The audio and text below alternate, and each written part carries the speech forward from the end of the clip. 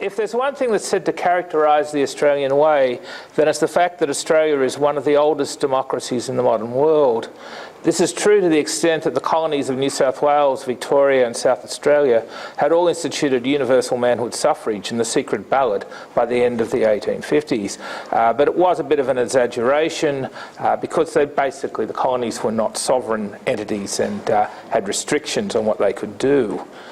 Of course, democracy is a somewhat nebulous term, which only takes on any precision in the particular circumstances in which a polity develops its institutions and the values which underpin them. Jim Allen's recent book on democracy in the Anglophone world demonstrates the different paths taken by democracy in Australia, New Zealand, the United States, the United Kingdom and Canada. Australia shares the Westminster system with Canada, the United States.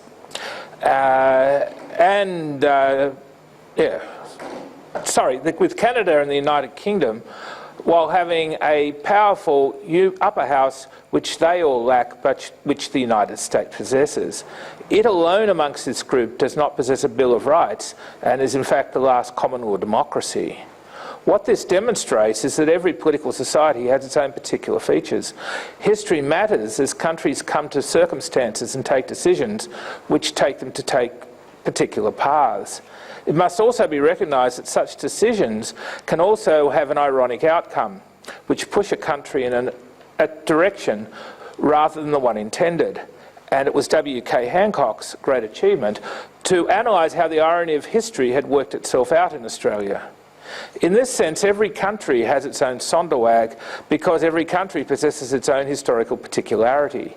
Every country invariably seeks to make a virtue out of its particularity and to relegate the undesirable features of that particularity to background noise in the hope that it will not be heard. At the same time, there are features common to the development of all countries which indicate similar patterns of development.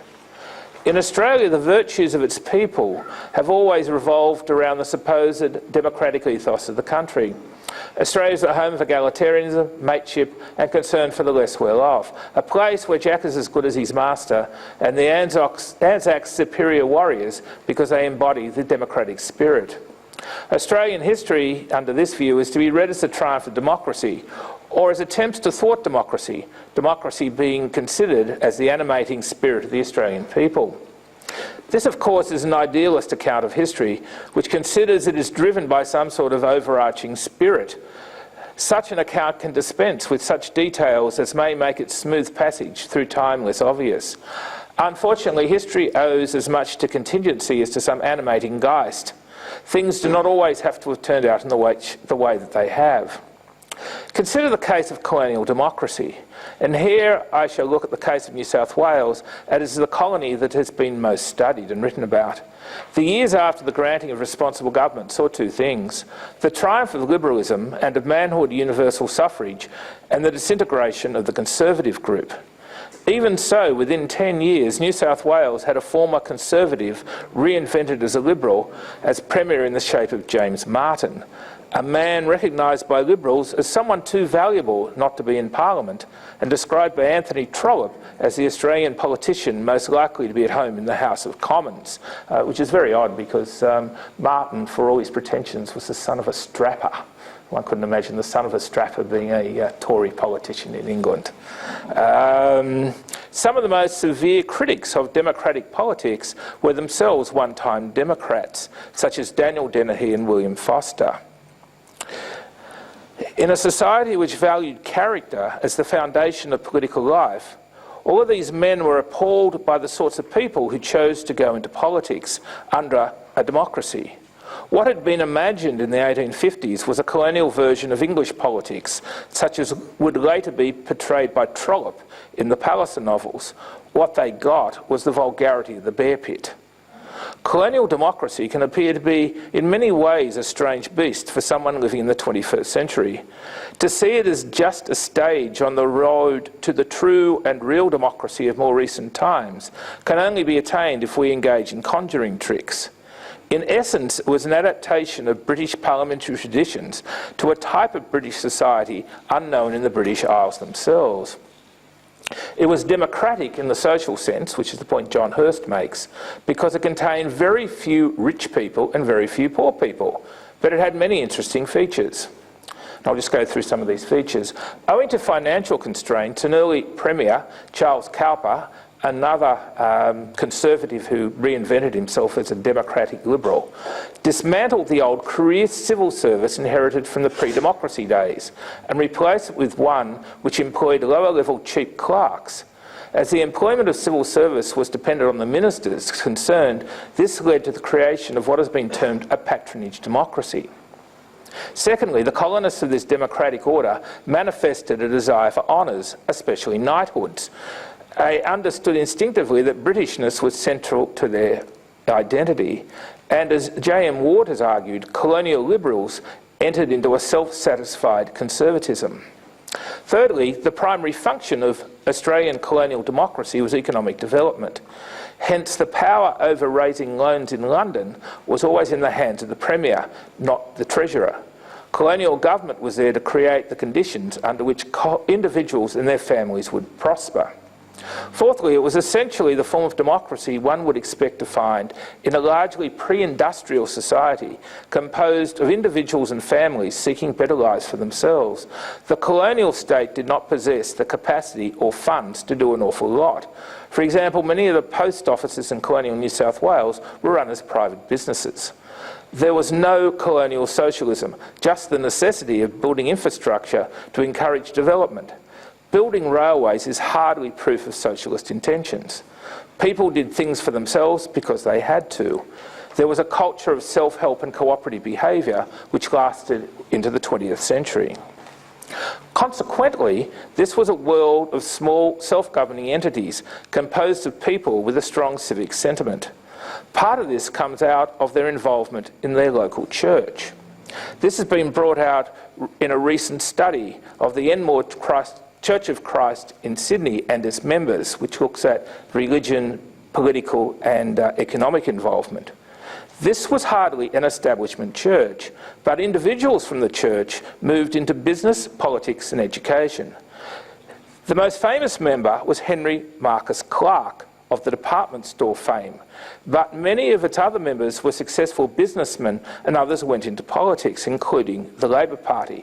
I know the book because it has a chapter on my own great-grandfather, the Reverend C.T. Foskett, who went on to found a school which lasted from the 1890s to the 1950s. This group embodied the values of self-help, cooperation and civic involvement, which were characteristic of 19th century democracy, and a positive business attitude to business. Consider this obituary of one of the members, John Bardsley, in 1909. Brother Bardsley's life proves that a man can be keen and successful businessman and also an earnest and consistent Christian. He carried his religion into his business and his business into his religion, and all who served him were devoted to him. By many measures, colonial democracy was more democratic than what we have today. Yes, the franchise was limited to adult males, but there was much more deliberation about important pieces of legislation, much more respect for individual conscience, leading to the situation where legislation was far more likely to express the will of the people or even the general will than is the case today. Change begins to occur in the 1880s because the notion of democracy shifts. These changes are well described by Bruce Smith in his Liberty and Liberalism. There is an increased desire for the state to do things. As Smith put it, and he was talking about Victoria in this case, they look to government as if it were a sort of giant benefactor which could and should do everything for those who failed to do anything for themselves. C.H. Pearson argued in the early 1890s that the desire for justice, as expressed in liberalism, was leading to the creation of what he termed state socialism. The very kindness of liberalism, its optimistic hope that it is possible to provide justice for all, may have proved to be its undoing. An example of this change can be found in the history of the Labor Party. The Labor Party, I think, was originally an embodiment of the civic culture of colonial democracy, emerging as it did out of the Union movement. But over time it became an expression of a new, more rigid form of democratic control, of the democratic despotism of the 20th century. This can be seen quite clearly in Vere Gordon Child's How Labor Governs, in which he describes the measures taken by the party to control its members and turn them into its creatures, all in the name of democracy, a version of democracy founded on the delegate model of representation. What began as democratic enthusiasm ended up as a struggle for power between the machine men and Labor's parliamentary representatives. What Child describes in relation to the Labor Party is chronicled more generally in W.K. Hancock's Australia. Basically, the stories of people who began as a band of idealists who, when they put their ideals into practice, created a number of perverse outcomes which undermined what they had sought to achieve. It is a brilliant account of the irony of history. Hancock wrestled with two notions of historical and political understanding, which he described in Politics and Pitcairn. And if you're reading Australia, you should also read the essays in Politics and Pitcairn as well. There's a number of them which are companion pieces to Australia. And he described these two models as the medieval and the modern.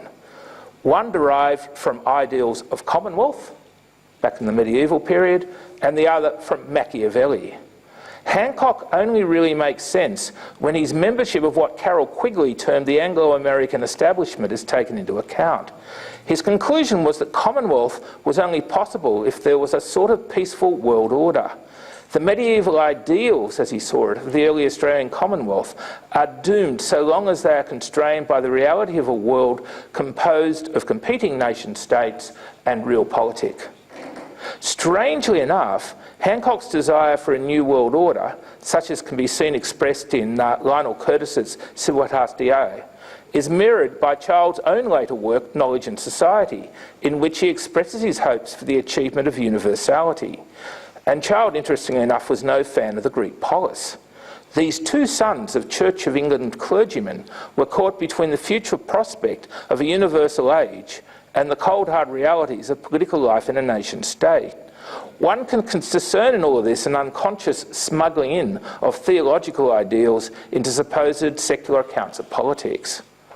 The point is that the works of these great writers indicate that the simple story of the triumph of Australian democracy, as embodied in such concepts as a social laboratory, might constitute a stirring story, but it is far from the truth.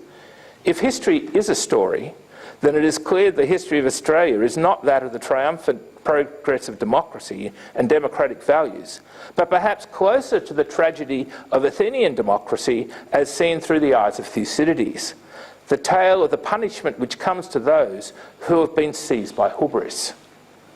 But unlike Athens, it was not defeat in war which brought about the excessive expectations of Australian democracy to a halt. Rather, it was the expectation that human beings can control and fashion their world. Earlier in the 19th century, there was a belief in nature and nature's laws, and of the need for human beings to follow nature's world. If 19th century Australians were utilitarians, it was because they knew, following Paley, that God had designed the world to answer human needs and ensure human happiness. Democracy, under these circumstances, could be justified by nature or prescription. This view was still strong down to the 1890s. Now, consider this comment or speech from my speech in 1890. It is scarcely necessary to remind honourable gentlemen that the constitutions to which attention has been most directed have assumed their present form by gradual growth, and have not been, in a mechanical sense, the work of human hands. The British Constitution itself, to which all students of constitutional history have turned with so much admiration, is essentially a growth and not a creation. The government, which has been supposed by some persons to be an artificial creation and not a natural growth, the government of the United States is a closely allied offshoot from the British Constitution. Now, who made this strangely sounding Burkean statement? Alfred Deakin. In contrast, The new democracy of the Australian Commonwealth was to be achieved through the exercise of will, as exemplified by W.B. Higgins, and his belief that people like him would be like Prometheus and bring a new province for law and order to humanity. And those who've read the John Rickard biography will know that Prometheus Bound by Aeschylus was a favoured work of H.B. Higgins. Human beings can remake the world in their own image, or rather, in many cases, the new educated elites will do so. This was not the democracy or the liberalism of the 19th century. That had rested on a modern equivalent of phusis. Now, in ancient Greek there was nomos and phusis. Law is either phusis, which is physics, nature, or it's nomos, it's convention. If it's nature, human beings can't alter it. If it's nomos, then it can be altered and refashioned over and over again. This comes out again in the modern world from the 14th century with the development of nominalism, which is opposed to natural law, because nominalism basically says that it emphasises will anyway. So law was now to be viewed as nomos and could be made and remade accordingly. So Higgins could remake the country through an act of will. Bruce Smith had been an advocate of phusis. Hence we get all those things which go with progressivism, including social engineering and eugenics. Thus began a campaign to improve the race, led by progressivist intellectuals in Australia, such as been described by Michael Rowe in a probably largely forgotten book, 9 Progressivist Thinkers in Australia. Very interesting book. It involved a whole range of measures, from public parks to free milk in schools, to attempts to establish prohibition, to baby health centres, to aspects of the newly introduced arbitration system. These policies were in line with developments in North America and largely Protestant Europe. Despite strenuous efforts by some progressivist advocates, sterilisation of the unfit make the progress in Australia which it made elsewhere, including, I should point at, North America and Scandinavia, largely, I suspect, because of the presence of a sizable Catholic minority in Australia. And it's worth pointing out here that Mussolini may have been a fascist, but he never engaged in things like sterilisation of the unfit. That was a Northern European thing. Eugenics, we need to be reminded, was and is primarily a left-wing ideology. And it was often found amongst Protestants of a liberal inclination. For example, in Australia, the well-known Anglican Bishop Bergman, was a member of the Racial Hygiene Society. Wonderful term, isn't it? Racial hygiene. We should reintroduce the Racial Hygiene Society, do you think? Be very popular these days. The problem is that once one decides to make better people as the order of the day, one needs mechanisms to achieve that goal, and that mechanism is the state. As I've argued elsewhere, the original model for such things in European history is the Central European police state of the 18th century, and police state doesn't mean police in the modern sense, which treated its subjects as population to be moulded to maximise its power and efficiency. The police state was, in a sense, reborn as Western states discovered their power to mould their citizenry as they instituted public education systems in the late 19th century. The coming democracies of the West would simultaneously be based on the votes of their citizens and fashion their citizens so that it could become efficient citizens able to contribute to the state. The older understanding of utilitarianism, I think, derived as much from Paley as it is from Bentham, would be replaced by a much more secular and statist one. The older understanding of democracy, founded on the individual exercising his or her conscience and acting accordingly, would be replaced by a new understanding in which the state played the role of creating an efficient and productive citizenry. Modern democracy, in what might be termed its Schumpeterian form, brings together the modern bureaucratic state with a periodic rotation of elected elites. It no longer requires the civic virtue of the 19th century progenitor. As Inglehart and Welsall argue, this form of mass democracy is in essence the democracy of a disciplined industrial society, which has little regard for the conscience of the individual. Perhaps the last hurrah for 19th century democracy in Australia occurred when many deaconites chose to join with the Free Traders rather than Labor in 1909 because they refused to have their consciences dictated to. Whatever the faults of patronage democracy of the 19th century, it at least placed power over the bureaucracy in the hands of the elected representatives of the people. I think there's 2 points we can make here. As with all Anglophone democracies, Australia entered into a phase of disciplined democracy during the early 20th century, in which democracy was redefined to accommodate the new disciplined bureaucratic state of the 20th century. Again, as with many other Anglophone countries, it retained vestiges of the more liberal 19th century, which helped to mitigate the worst excesses of that state. This is why Australia never seriously contemplated fascism. Nevertheless, over time, the sorts of individualistic endeavour, as exemplified by the members of Enmore Incorporated, became increasingly difficult. Who would think of setting up a new school in 1950s Australia as C.T. Foskett did in the 1890s? If there is an Australian Sonderwag, it involves the particular form which the alliance between democracy and the bureaucratic state took in Australia. What we get is a model of democracy very much tied to state power and the use of bureaucratic means to achieve its goals. This is what Alexis de Tocqueville identified as a form of democratic despotism. Hancock has provided us with the best description of the peculiarities of that alliance. It was taken up 60 years later by Paul Kelly, renamed the Australian Settlement. It was applied progressivism designed to produce an efficient and productive population. In many ways, I think its godfather in Australia was the ubiquitous George Nibbs. The basic wage would provide sustenance for a productive worker. Baby health centres would ensure healthy children. Arbitration would prevent industrial strife from harming national pre-productivity. Of course, the only thing we didn't get was the elimination of the unfit, or sterilisation of the unfit, not the elimination, sterilisation of the unfit. Hancock is wrong. There's nothing medieval about all of this. It is decidedly modern. The real issue is how these changes in early 20th century Australia and its particular form of democracy are to be understood. My position that in many ways it can be viewed as a form of democratic decline, that it is simply a different form of democracy, is heretical. I reject the Whig version completely.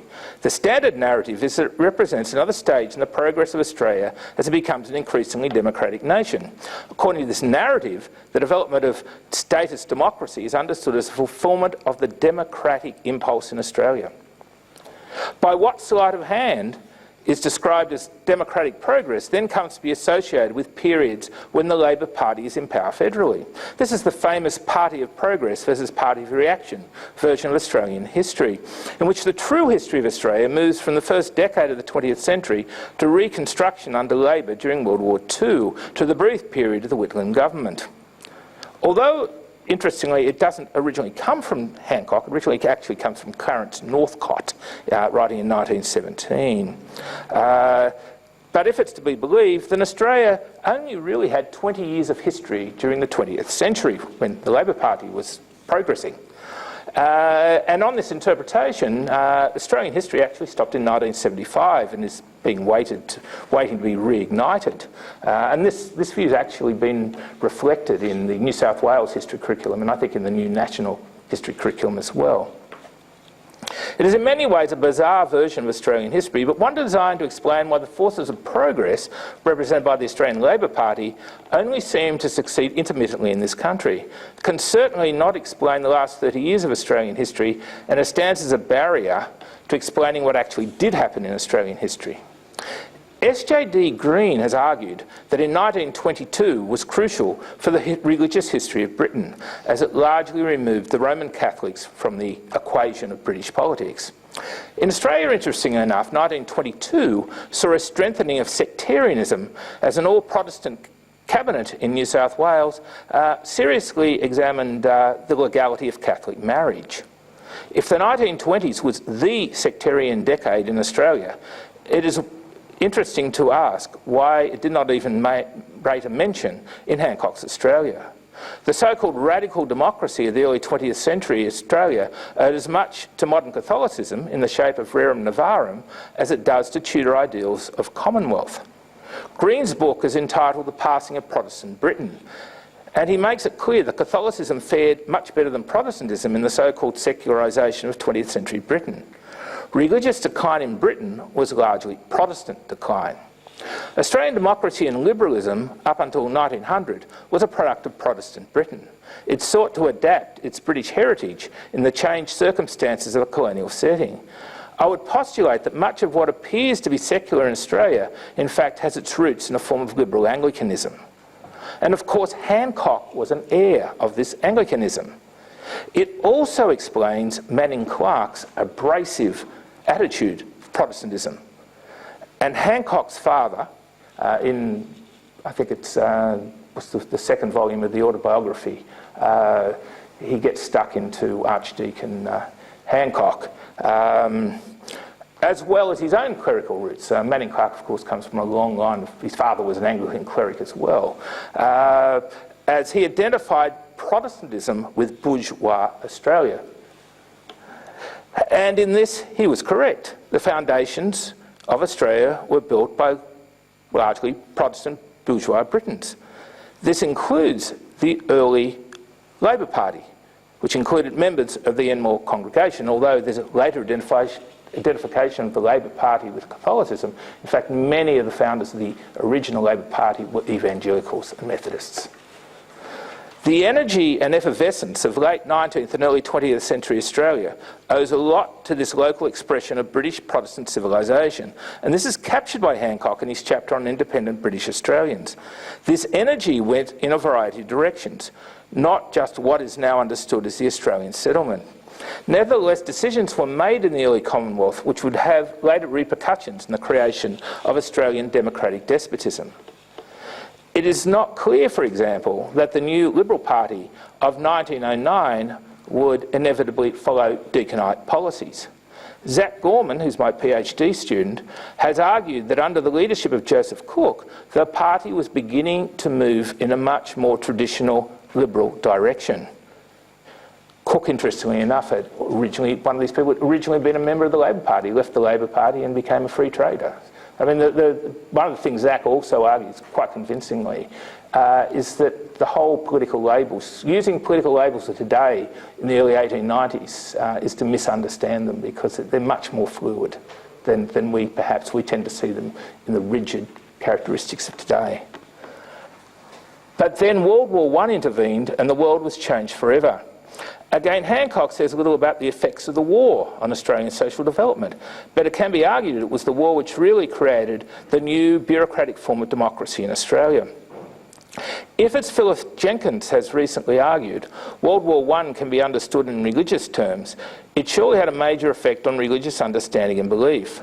The somewhat sunny face of British Protestantism, as exemplified by Paley, declined into the rancour of sectarianism in Australia, which perhaps helped to keep religion alive in Australia, but one wonders at what cost.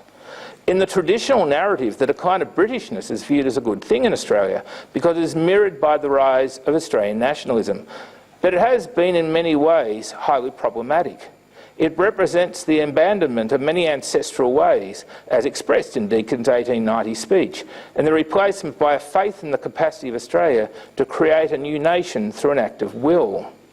This is where all the faults of those policies identified by Hancock lie. Hancock pretended that the settled policies of the Commonwealth were in fact an expression of long-held beliefs and customs of the English. But this isn't true. They were something new. They were innovations, and failed innovations at that. They represented the triumph of faith in human will over a desire to follow the ways of nature as expressed in both natural law and the ways of one's ancestors. Once the die had been cast to confirm the path which Australian democracy would take, it would move down the road of democratic despotism as expressed in the faith of bureaucratic action as the essence of democracy. Only then did Australians begin to acquire their genius for bureaucracy, even if that genius led them down many false paths and dead ends. Whether any of that has really changed in recent years is a matter for another day. Thank you.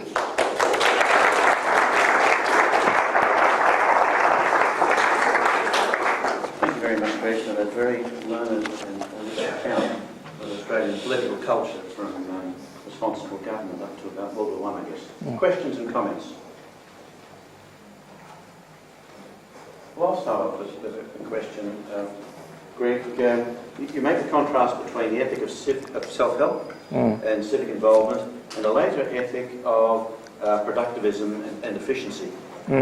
At least I think that's... I'm moving down that road, yeah. Right, I think right. that's... And that's part of the problem, if you like. It's part of the problem, I think, yeah. But you're invoking a lot of other things which follow on. Australian nationalism, for example. Catholicism, right? I mean, these don't seem to correlate with an ethic of productivity or efficiency. I think, the example of Catholicism, I think, arbitration obviously has some roots in rerum novarum. I mean, that's been studied by a number of people. But what it came to, the way that it came to be understood was not necessarily in a traditional Catholic way. I think you can argue it came to be understood in a more efficiency. There's different ways of understanding it anyway. I think one of them was definitely an efficiency notion, that the objective of arbitration was to create a more efficient Australia. Not a more fair Australia, a more efficient. Well, fair. I mean, I run a line elsewhere that Australians misunderstand what other people call.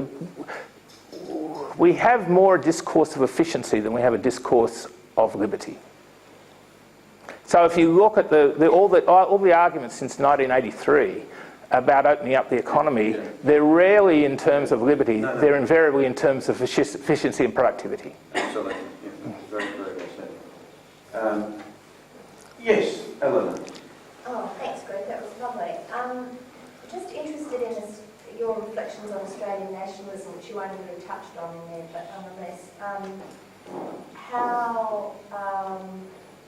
how possible do you think it is for Australia to revive a nationalism which isn't an anti-Britishism?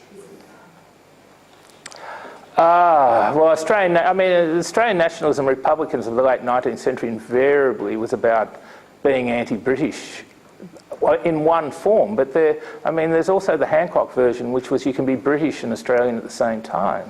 So it takes multiple forms to start with. The thing is that as Australia's become more multicultural and more people born overseas, etc., why would they want to invest in anti-Britishness? What's the emotional tie for that newer population? They're going to have a nationalism which isn't about that. Well, I think, if I might just interject, isn't it obvious that they're not British? So, no, they're not British. They're not. That's why they're.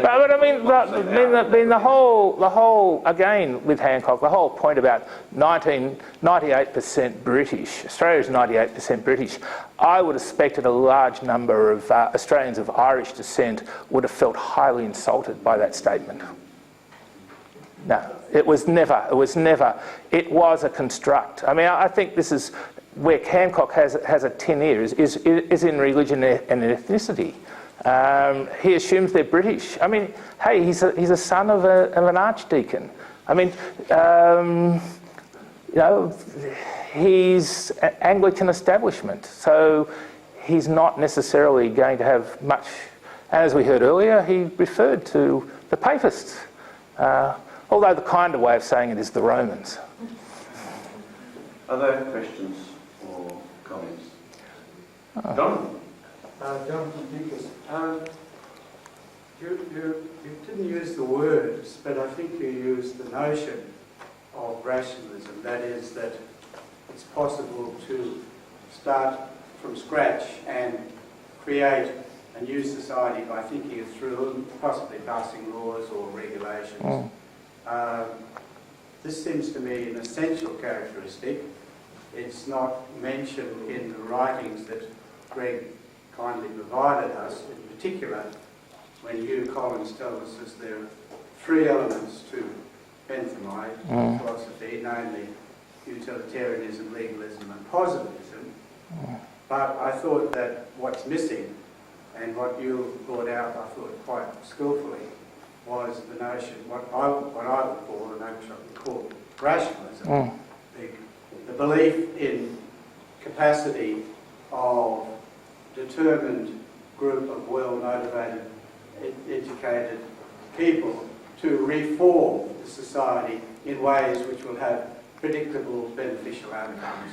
Maybe you might talk You see, I think as I've written about this, in the early to middle 19th century, the colonial intellectuals, such as they were, thought that it was simply a matter of following nature. And for various reasons, they moved away from nature to will, which is what you're talking about, which is rationalism. And that the only problem with that is that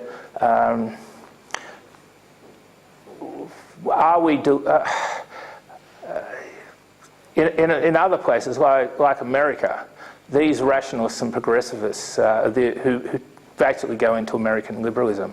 There's a recent book by Fred Siegel on this, that they hated the ordinary people. They wanted to remake the ordinary people. And the idea that rationalism is necessarily linked to fairness and love of the people perhaps is something which needs to be re-examined, because I suspect that in a lot of cases it's more about the hubris of the intellectuals rather than about any real caring for the ordinary person. That's a more cynical view, perhaps. It's a view that has always been the criticism of utilitarianism, namely treating individuals as an input into the greater good rather than treating individuals as individuals. So, I think the whole question of utilitarianism needs to be re-examined as well, because the people I know who are working on early 19th century utilitarianism who stress how in fact the utilitarianism actually links up very well with evangelicalism. So if that's what's happening, I don't think it's Benthamite utilitarianism. The assumption that there's only Bentham is wrong. If you go to Paley, who does have a more diffuse influence, you get a different version. I'm sure that in the popular culture there are in fact a variety of forms of utilitarianism, but people naturally go to Bentham because I can't read Bentham. I'm one of those thinkers that Well, it's Christian utilitarianism. There was a whole strand of Christian utilitarianism. Yeah, which is... It might be not for more, actually, but it existed. Yeah. So you've got, I think we have a tendency to oversimplify things. We need to accept that perhaps there's a greater complexity of sometimes going on than what we think. This is why Hancock, I think, is so successful, is because he does simplify a whole range of things. He makes it all seem, but it's obviously also a construction in many ways. I think one of the things, like the whole business about Tudor Commonwealths, I think that he probably read Tawney. That's where a lot of part of Australia comes from. Yeah. Any other questions or comments? Okay, we might leave it there, please.